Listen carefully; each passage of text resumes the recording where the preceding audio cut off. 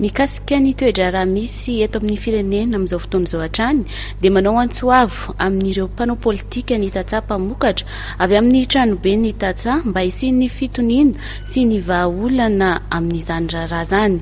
Manavao ny biraony moa ny Tranoben Ny Tantsaha amin'izao fotoana izao, izay hanatanteraka fifidianana amin'ny volana jona ho avy izao.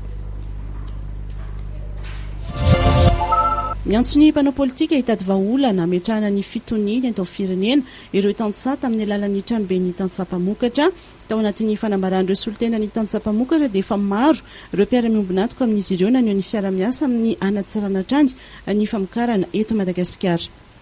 Izay Tranoben Ny Tantsaha mpamokatra nasionaly izay misolitena ny tantsaha mpamokatra eto Madagasikara dia manao izao fanambarana izao.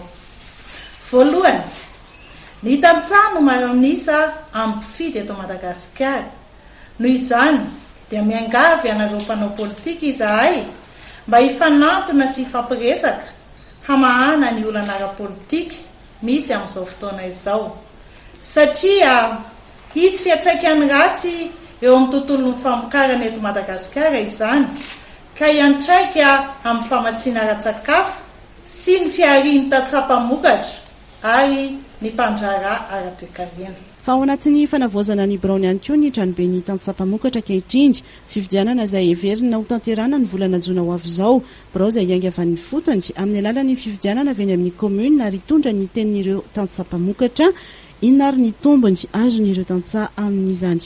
Be dia be ny tombony azon'ny tantsaha amin'ny fisian'ny Tranoben Ny Tantsaha satria hatramin'izay aloha dia tsy nisy nitondra ny feony manokana ny tantsaha fa samy ohatra hoe misy projet zany dia manana fikambanana izy, dia iny no lasa misolitena an'ilay tantsaha, dia lasa solitena an'ilay hevitry ilay projet no entiny fa tsy ilay hevitry n'ilay tantsaha tena maniraka azy.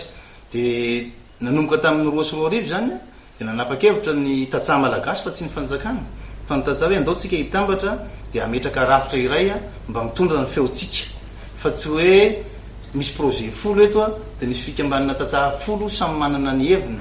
Marina fa mivondrona ao anatin'ny Tranoben Ny Tantsaha mpamokatra ireo mpamboly, ny mpiompy ary koa ireo mpanjono.